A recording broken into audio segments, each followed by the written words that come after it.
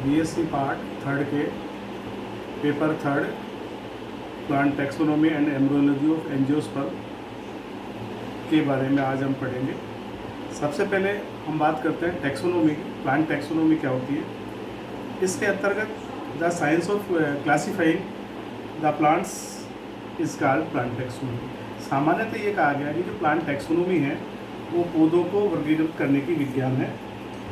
Taxonomy के अंतर्गत सबसे जो महत्वपूर्ण बात है, टैक्सोनॉमी में क्या चीज़ आती है? टैक्सोनॉमी के अंतर्गत पृथ्वी पर पाए जाने वाले पौधों की पहचान तथा पारस्परिक समानताओं के आधार पर वर्गीकरण किया जाता है।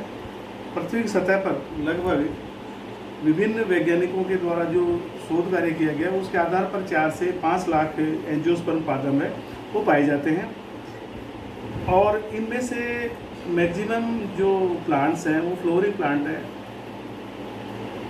जो पुष्पीय पादप कहते हैं इनको। तो टैक्सोनॉमी है, जो प्लांट टैक्सोनॉमी है, 2 ग्रीक शब्द हैं उनसे मिलकर बना होता है। जो पहला वर्ड आता है टैक्सोन मीन्स ए ग्रुप, और नोमोस टू नोमेनकल्चर और टू नेम से मिलकर बना है। टैक्सोनॉमी शब्द का गठन फ्रांसीसी वैज्ञानिक एपीडी कंडोले 1813 ने अपनी प्रसिद्ध पुस्तक थ्योरी एलिमेंट्री डी ला बोटेनिका अर्थात थ्योरी ऑफ एलिमेंट्री बॉटनी में किया था। अधिकांश टैक्सोनोमिस्ट और लेखकों का विचार है कि टैक्सोनॉमी है वो सिस्टमेटिक बॉटनी का प्रयोग है। जेफरे नामक वैज्ञानिक ने 1968 में अपनी पुस्तक an introduction to plant taxonomy में कहा कि प्लांट टैक्सोनॉमी, जिसे सिस्टमेटिक बॉटनी भी कहा जाता है, पादपों की पहचान, वर्गीकरण और नामकरण से संबंधित रखती है। अर्थात विभिन्न जो साइंटिस्ट थे, अलग अलग जो वैज्ञानिक थे, जो टैक्सोनोमिस्ट थे, उन्होंने इस प्रकार से इसकी अलग अलग व्याख्या की। अब हम टैक्सोनॉमी के जो संक्षिप्त इतिहास है उसके बारे में आते हैं। जैसे कि कहा जाता है कि जो वनस्पति विज्ञान है, जहाँ अरस्तु के शिष्य थियोफ्रास्टस से स्टार्ट हुई और ये लगातार चलती रही, तो वो एक पार्ट ऑफ टैक्सोनॉमी था। जहाँ तक भारत की बात है, भारत में बॉटनी का प्रारंभ प्राचीन काल में ही हो गया था। ईसा के 2000 से 800 वर्ष पूर्व भारतीय जो थे वो गेहूँ, जौ, बाजरा, ज्वार, खजूर और तरबूज और रुई या कपास जैसी फसलें उगाते थे। हमारे जो प्राचीन जो वेद हैं उसमें अथर्ववेद में बहुत से औषधीय पौधों और उन रोगों का के विरुद्ध जो प्रयुक्त किए गए का विस्तृत विवरण दिया गया है। पाराशर द्वारा वृक्ष आयुर्वेदिक नामक ग्रंथ की रचना की गई, जिसे औषधीय पादप विज्ञान की रचना माना जाता है, जो क्रिश्चियन काल से पहले ही हो गई थी। इसमें पौधों की आकारिकी, मृदा के लक्षण, भारत में 14 प्रकार के वन आदि के बारे में और पौधों की जो हिस्टोलॉजी है, एनाटोमी का भी विस्तृत वर्णन किया गया। प्राचीन काल में एंशिएंट टाइम में भारत, चीन, अरब, मेक्सिको एवं अन्य कुछ देशों से वनस्पति में बहुत उन्नति होने पर भी आधुनिक वनस्पति विज्ञान की उन्नति के इतिहास में इनके कार्यों का प्रयोग नहीं हो सका था। इसी दौरान यूरोप में औषधीय पादपों का अध्ययन 1470 से 1670 पर कार्य हुआ। अर्थात इससे पहले जो प्राचीन युग था, उस प्राचीन समय में भारत में या विश्व में जो वनस्पति विज्ञान है उसके जो टैक्सोनॉमी का क्षेत्र है उस क्षेत्र में ज़्यादा कार्य नहीं हुआ। केवल कुछ जगह या कुछ देशों में कार्य हुआ, और यूरोप में ये औषधीय पादपों का अध्ययन 1470 से 1670 पर प्रारंभ हुआ। ग्रीस के प्लेटो और अरस्तु जैसे महान दार्शनिक के विद्यार्थी थियोफ्रास्टस 370 से 285 एडी को हम यह संपूर्ण जो बॉटनी जगत है उसको वनस्पति विज्ञान का पिता कहा जाता है। इन्होंने 2 किताबें, enquiry into plants and the casual of plants नामक पुस्तकों की रचना की। इसमें उस समय पाए जाने वाले पौधों के स्वरूप और रचना के आधार पर पौधों को वृक्ष, श्रब और हर्ब, ट्री, श्रब और हर्ब में वर्गीकृत किया। थियोफ्रास्टस ने हिस्टोरिया प्लांटेरम में लगभग 480 पौधों का विवरण और वर्गीकरण प्रस्तुत किया। इसी कड़ी में कैरोनस लीनियस का नाम टैक्सोनॉमी में बहुत महत्वपूर्ण है। उन्होंने 1707 से 1778 तक उनके जीवन चक्कर रहा। इस दौरान टैक्सोनॉमी का उन्हें फादर और सबसे अधिक उनका विलक्षण प्रतिभा माना जाता है कि टैक्सोनॉमी, क्योंकि इन्होंने 1753 में स्पेसीज प्लांटेरम में पहली बार पौधों का सेक्सुअल सिस्टम ऑफ क्लासिफिकेशन अर्थात लैंगिक वर्गीकरण पद्धति के आधार पर प्रस्तुत की। और जो पौधों के नामकरण हैं अकॉर्डिंग टू ICBN, हालांकि इससे पहले गॉस्पर्ट बोहिन नामक वैज्ञानिक ने 1623 में एक किताब आई थी द पिनाक्स, उसमें ऐसा विवरण दिया था कि पौधों को 2 नामों से पुकारा जाना चाहिए, पहला होगा उसका जेनेरिक नेम, दूसरा स्पेसिफिक नेम। इसी बात को आगे बढ़ाते हुए कैरोनस लीनियस ने अपने स्पेसीज प्लांटेरम में इसका उपयोग किया और उस निर्नाम पद्धति को पहली बार जन साधारण तक पहुंचाने का श्रेय किया।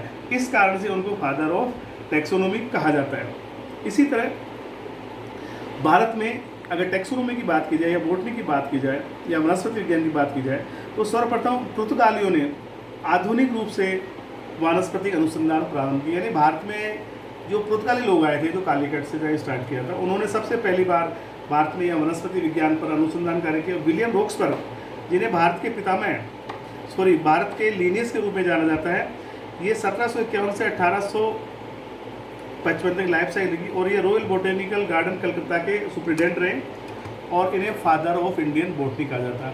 अर्थात भारत में जो वनस्पति विज्ञान है उसको फैलाने में इनका महत्वपूर्ण योगदान रहा है और इसी कारण से इनको father of botany, Indian botany कहा जाता है।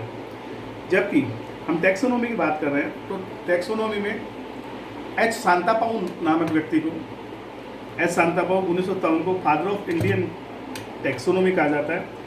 उस समय इनकी एक प्रसिद्ध पुस्तक सिस्टमेटिक बॉटनी ऑफ एंजियोस्पर्म आई थी। इस तरीके से देखते हैं ये कुछ संक्षिप्त जो टैक्सोनॉमिस्ट हैं उनके बारे में है। और अगर हम टैक्सोनॉमी के इतिहास को बांटें या उसको देखा जाए कि उसका जो समय है तो इसको हम 2 भागों में बांट सकते हैं। एक है पूर्व डार्विन, एक है पश्च डार्विन। 2 भागों में बांट करके इसका अध्ययन कर सकते हैं। जो प्रथम काल है जिसे हम पूर्व डार्विन का समय कहते हैं, इसके अलग अलग काल है, प्रथम काल, द्वितीय काल और तृतीय काल। प्रथम काल में है वो हैबिट पर आधारित वर्गीकरण प्रणाली हुआ करती थी जो जिसमें वनस्पति विज्ञान का प्रारंभ हुआ। ऐसा माना जाता है कि हैबिट पर आधारित जो वर्गीकरण प्रणाली थी, थियोप्रेस्टिस का जो क्लासिफिकेशन था वो उस पर डिपेंड था, उस पर आधारित था। द्वितीय काल आया। द्वितीय काल में पुष्पों के जो अंग थे, मेनली जो फ्लोवर पार्ट्स है, एंडोशियम, गाइनोशियम, इसके आधार पर जो सेक्सुअल सिस्टम की स्थापना की लीनियस ने, वो ऐसा माना जाता है, द्वितीय काल माना जाता है।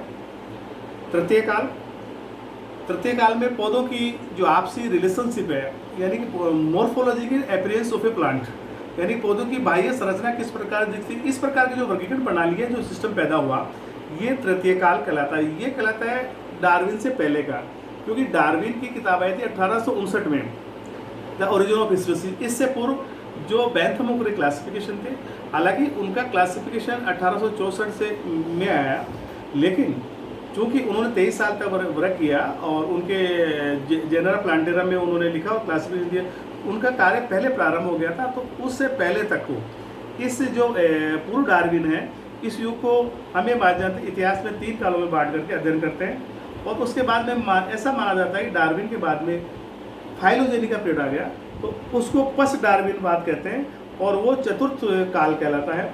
और उस चतुर्थ काल में पौधों को जो फाइलोजेनी अर्थात जातिवरता के विकास के आधार पर पौधों को बांटने का प्रयास किया गया है। इसी तरीके से अब हम टैक्सोनॉमी की अगर डेफिनेशंस देखें, जो विभिन्न प्रकार की जो परिभाषाएं दी गई है विभिन्न साइंटिस्टों के द्वारा, वो इस प्रकार से, और हर एक वैज्ञानिक ने अपने हिसाब से इसको व्यू किया है, क्योंकि जो प्लांट टैक्सोनॉमी है उसको डिफरेंट टाइप के डिफरेंट व्यूज हैं। नंबर 1, त्यागी और क्षेत्रपाल, जो कि department of botany Rajasthan university के क्षेत्रपाल मैडम की किताब है, इन्हें an introduction to angiosperm plants, उनकी बहुत अच्छी किताब है।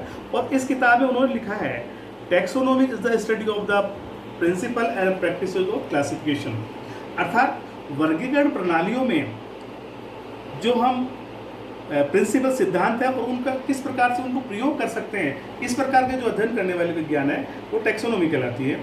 इसी तरीके से G.H.M. लॉरेंस 1951, उनकी भी एक प्रसिद्ध किताब आई थी टैक्सोनॉमी ऑफ वेस्कुलर प्लांट्स, काफ़ी चर्चित है और अच्छी किताब है, वनस्पति विज्ञान की वह शाखा जिसके अंतर्गत पादपों की पहचान, नामकरण और वर्गीकरण का अध्ययन किया जाता है अकॉर्डिंग टू लॉरेंस।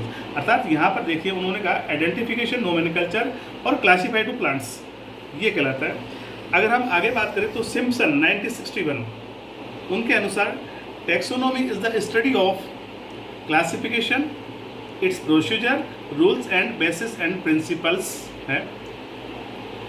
इसी तरीके से जो रेडफोर्ड नामक वैज्ञानिक की किताब है जो 1994 में उन्होंने लिखा था taxonomy is the study of nomenclature, description, classification, identification and relationship of plants, यानी पौधों की आपसी जो समानता है उसके साथ साथ हम ये मानते हैं कि जो वर्तमान जो टैक्सोनॉमी है वो कंसिडर किया जाता है कि यहाँ पर हम नोमेनकल्चर, क्लासिफिकेशन, आइडेंटिफिकेशन, डिस्क्रिप्शन और रिलेशनशिप, इसी आधार पर जो वर्तमान है तो इसको हम कई जगह हमने देखा है कि इसको सिस्टमेटिक बॉटनी के नाम से भी जाना जाता है। अर्थात वनस्पति विज्ञान के अंतर्गत हमें देखते हैं प्लांट्स और टैक्सोनॉमी का जो रिलेशनशिप है, उनकी आपसी जो मध्य में पाए जाने वाले इंटर रिलेशनशिप है और डाइवर्सिटी का अगर अध्ययन किया जाए तो ये जो विज्ञान है वो सिस्टमेटिक बॉटनी कहलाती है। तो इस तरह के जो टैक्सोनॉमी है इसके ये मेन इसकी डेफिनेशन है, इसकी परिभाषा है। इसका मतलब ये हुआ कि टैक्सोनॉमी है वो मुख्यतः हम क्लासिफिकेशन, नोमेनकल्चर और आइडेंटिफिकेशन ऑफ प्लांट्स के अंतर्गत आपसी रिलेशनशिप का अध्ययन किया जाता है। Main objects of plant taxonomy, plant taxonomy के मुख्य ऑब्जेक्ट्स क्या हैं, इसके बारे में डिफरेंट व्यूज़ हैं और उनमें से कुछ मैं बताना चाहूँगा।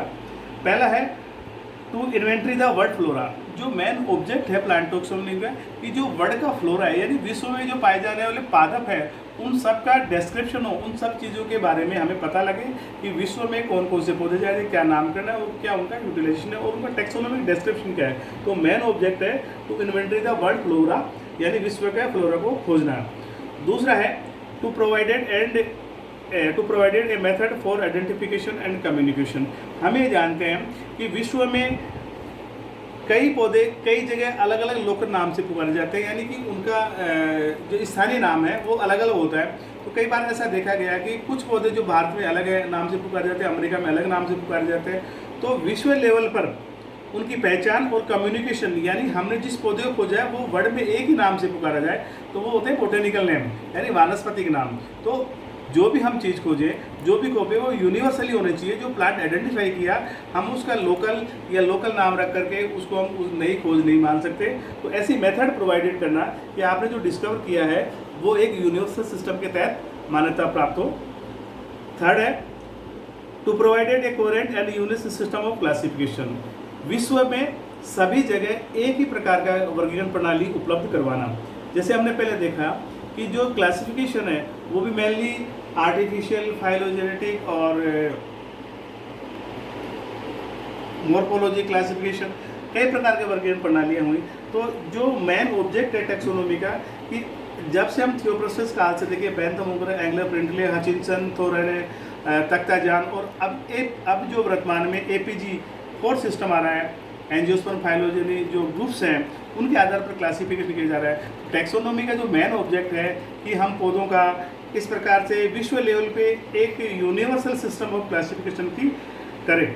चौथा है fourth to provided the naming of plants to demonstration the evolution implications of plant diversities, अर्थात जो विश्व में जो प्लांट्स पाए जा रहे हैं उन पौधों को अकॉर्डिंग टू ICBN यानी विश्व स्तर पर जो पौधों के नामकरण के लिए संस्था बनी हुई है ICBN, वर्तमान में उसको ICN कहते हैं, international code of botanical nomenclature पूर्व में था और वर्तमान में international code of nomenclature of plants, उसमें आज वर्तमान में सभी प्रकार के पौधों का नामकरण से संबंधित ये संस्था है जो हर एक पौधे से संबंधित नामकरण के लिए दिशा निर्देश जारी करती है। तो विश्व में सब जगह सभी पौधों को एक ही नाम से पुकारा जाए, एक ही चीज़ अकॉर्डिंग टू ICBN के अनुसार पौधों का नामकरण किया जाना।